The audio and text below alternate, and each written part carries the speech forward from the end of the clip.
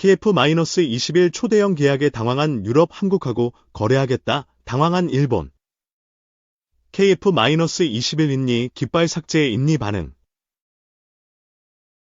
한국형 전투기 KF-21 보라매의 공동 개발에 있어 인도네시아의 분담금이 1조 6천억 원에서 6천억 원으로 대폭 축소되었습니다. 이번 결정은 방위사업청의 제163회 방위사업추진위원회에서 의결되었으며 이로 인해 KF-21 프로젝트의 향후 진행 상황과 양국 간의 협력 관계에 미치는 영향에 대해 살펴보겠습니다. 인도네시아는 KF-21 프로젝트에 대한 초기 분담금으로 1조 6천억 원을 약속했으나 최근 재정난을 이유로 6천억 원으로 축소하겠다는 제안을 하였습니다. 방사청은 이러한 제안을 수용한 이유로 개발 일정에 영향을 줄 수 있는 점을 지적하며 양국 간의 협력 관계와 부족 재원 확보 가능성을 종합적으로 고려했습니다. KF-21 보라매는 한국과 인도네시아의 공동개발 프로젝트로 총 개발비는 8조 1천억 원으로 설정되어 있습니다. 초기 분담 비율은 한국 정부 60%, 한국항공우주산업, KA 20%, 인도네시아 20%였습니다. 그러나 인도네시아의 분담금 조정으로 인해 한국 측의 부담이 더욱 증가할 것으로 보입니다. 인도네시아가 요청하는 KF-21 시제기에 대해 방사청은 협의 가능성을 열어두고 있습니다.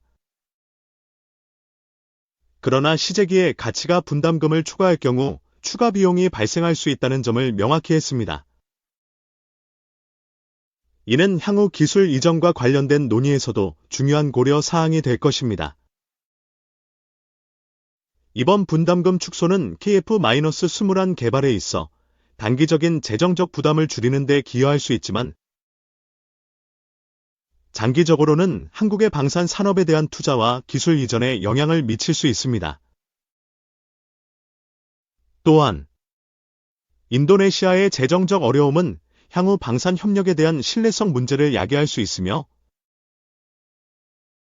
이는 한국의 방산 수출에도 부정적인 영향을 미칠 수 있습니다. 이날 방추위에서는 155mm 사거리 연장탄 양산 계획, 탄도 수정신관 사업 추진 기본 전략, 중형 전술 차량 사업 추진 기본 전략 수정안도 의결되었습니다. 특히 155mm 사거리 연장탄과 탄도 수정신관 개발은 한국의 군사 능력 향상에 기여할 것으로 기대됩니다. KF-21 보라매 개발은 한국의 방산 역량을 한층 강화하는 중요한 프로젝트입니다. 그러나 인도네시아와의 협력 관계가 불확실해짐에 따라 향후 프로젝트 진행에 있어 보다 신중한 접근이 필요할 것입니다. 한국은 이러한 도전을 극복하고 성공적인 개발을 위해 끊임없이 노력해야 할 시점에 있습니다. 이 파병으로 한층 더 가까워진 북러 혈맹, 한 위험 고조. 북한의 러시아 우크라이나 전쟁 파병은 단순히 병력 파견 이상의 의미를 갖는다. 이번 파병으로 6월 북한과 러시아가 맺은 포괄적인 전략적 동반자 관계 조약이 처음 실현됐다. 조약에는 전쟁 시 군사원조에 대한 내용이 있다. 사실상 전략적 동반자가 아닌 동맹이라 봐도 무방할 정도다. 북한은 파병을 이유로 러시아의 군사기술 이전을 요구할 것으로 보인다. 북한의 당면 목표는 김정은이 공언한 전략무기 5대 과업이다. 5대 과업의 내용은 군사정찰위성 고체연료 ICBM, 대륙간탄도미사일, 과 여러 개의 핵탄두를 서로 다른 목표물로 유도하는 다탄두, 개별 유도기술, MIRV, 핵추진 잠수함, SSBN, 및 SLBM, 잠수함 발사탄도미사일, 극초음속미사일 핵무기 소형화와 전술무기와 촉진 등이다. 북한은 러시아의 군사기술 이전을 통해 5대 과업 달성을 눈앞에 둘 공산이 크다. 북한의 전략이 성공한다면 한반도는 그만큼 더 위험해진다. 사실상 핵보유국인 북한이 핵 투발 수단까지 갖추게 될 확률이 높기 때문이다. 파병된 북한군이 현대전 참전 경험을 쌓는 것도 위협적이다. 러시아는 이미 군사정찰위성 기술을 북한에 일부 넘긴 것으로 보인다. 북한이 러시아 수준의 정찰위성 기술을 갖춘다면 문제는 심각해진다. 위성을 통해 한국군 전략시설은 물론 한반도 주변에 전개되는 미국 전략 자산, 한미 전력 배치, 작전 상황, 주일미군과 전력 제공 역할을 하는 유엔 군사령부 후방기지, 일본 소재, 동향 등을 낱낱이 지켜볼 수 있게 된다. 북한은 지난해 11월 군사정찰위성 만리경 1호를 우주궤도에 진입시켰다고 공식 발표했다. 같은 해 5월과 8월에는 실패했지만 3번 만에 성공했다.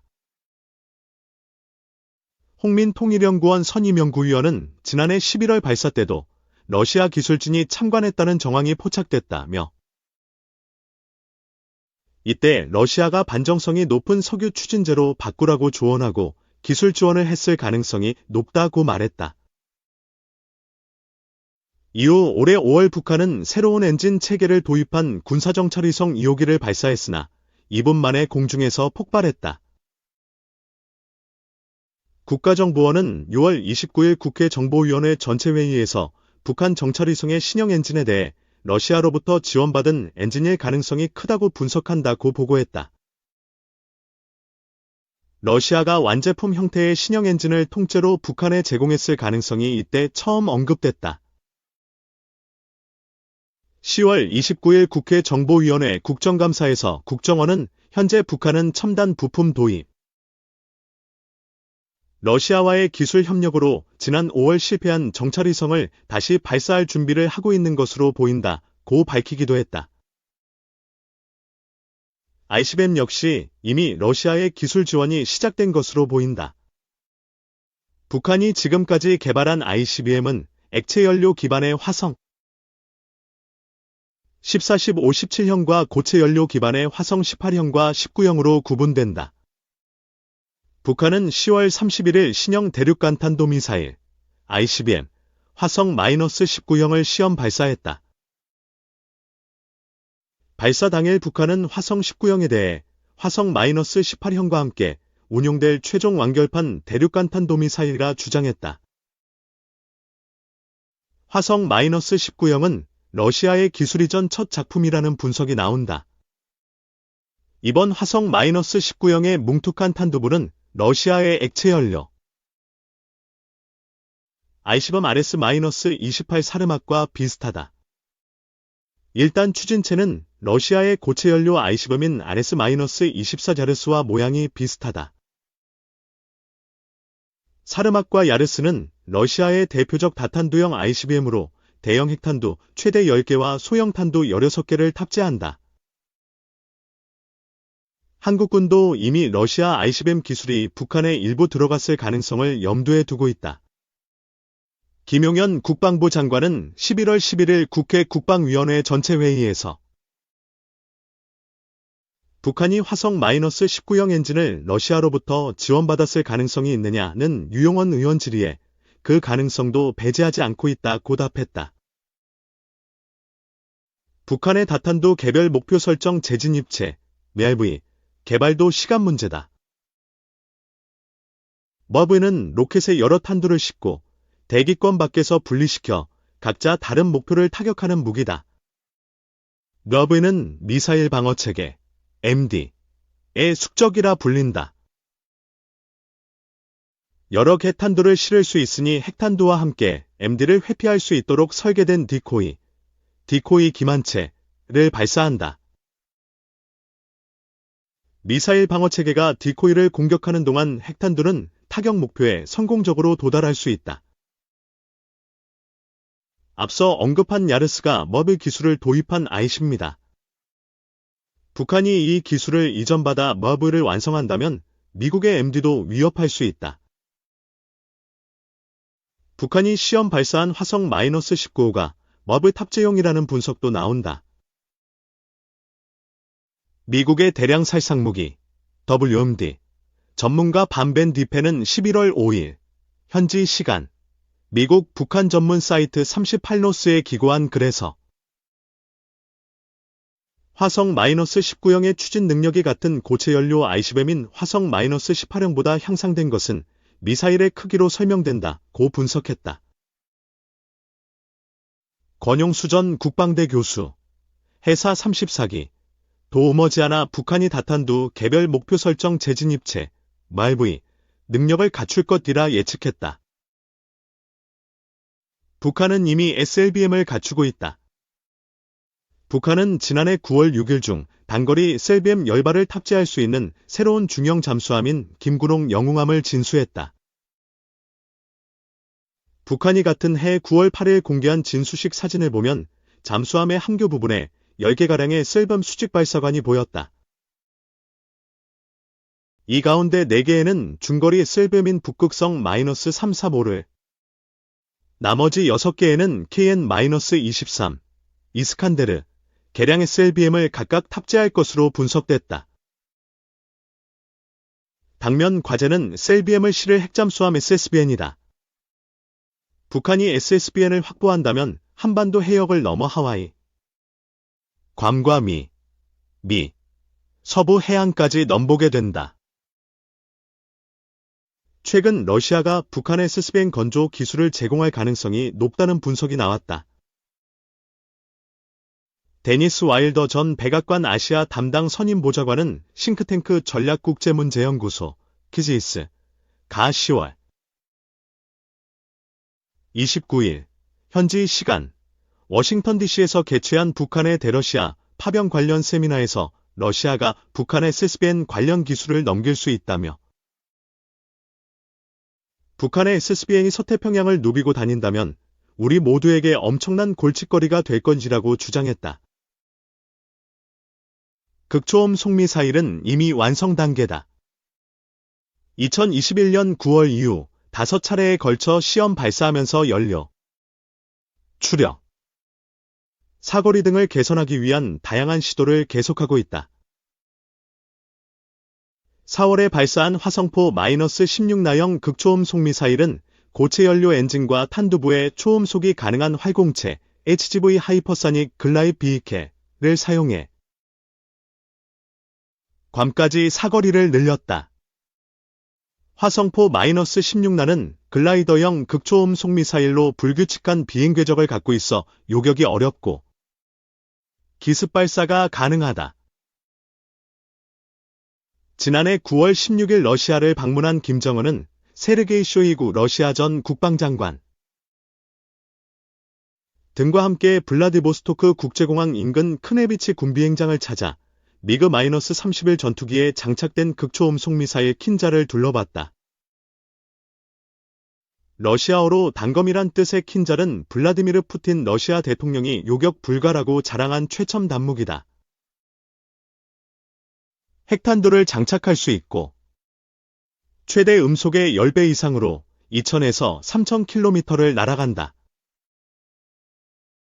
당시 김정은은 허리를 굽혀 킨자를 가까이서 살펴보고 미그 -31의 기술을 손으로 만져보기도 했다. 군 관계자는 북한이 킨자의 기술을 받아서 기습 핵타격용 극초음 속미사일의 성능 개량이나 공대지 발사용 개조를 시도할 수 있다고 말했다. 러시아의 군사기술 이전도 문제지만 러시아 무기가 북한에 직접 흘러들 공산도 크다. 북한군의 약점 중 하나가 제공권이다. 북한의 공군력은 한미연합군은 물론 한국군에 비해서도 열세다.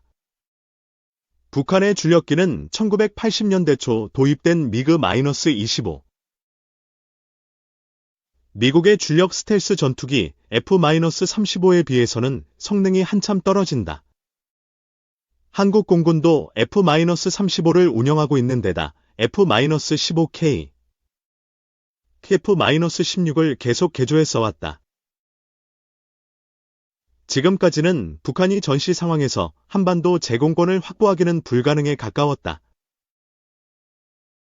하지만 북한이 러시아로부터 최신의 전투기 수-35와 스텔스기 방공체계인 S-400 미사일 포대, 러시아제 극초음 속미사일 등의 무기체계를 공급받게 되면 이야기는 달라진다. 북한은 러시아의 전략 폭격기도 호시탐탐 노리고 있다. 김 위원장은 지난해 9월 방러 일정에서 핵무기를 탑재할 수 있는 전략폭격기 투-160-95 마일세컨드, 투-22 큐빅미터도 유심히 살펴봤다. 쇼이구 전 장관은 김 위원장에게 모스크바에서 일본으로 날아갔다가 다시 돌아올 수 있다고 설명했다. 주일 미군 전력을 언제든 타격할 수 있다는 의미였다. 기술 이전이나 무기 거래가 아니더라도 북한의 러시아 파병은 한반도에는 위험 요소다. 파병은 북한이 현대전을 공부할 기회가 되기 때문이다. 토니 블링컨 미 국무장관은 11월 1일 기자회견에서 북한군이 러시아에서 포병, 드론, 참호 공략을 포함한 기본 보병 훈련을 하고 있다고 콕 집어 강조했다. 북한은 이미 러시아의 드론 기술도 일부 입수한 것으로 관측된다. 북한이 8월에 공개한 자폭 드론은 러시아의 FPV, 퍼스트 퍼선 뷰 드론을 닮아 있다. FPV 드론은 기존 드론의 자율 비행 및 타격 기능을 탑재한 기체다. 드론을 표적 인근 500에서 1000m까지 조종하면 이후 드론 탑재 AI가 자율 비행 및 타격으로 표적을 파괴한다. 조선중앙티브의 보도에 따르면 김 위원장은 무인기, 드론, 개발에서 기술, FPV를 적극 도입하는 방향으로 나아가야 한다고 강조했다.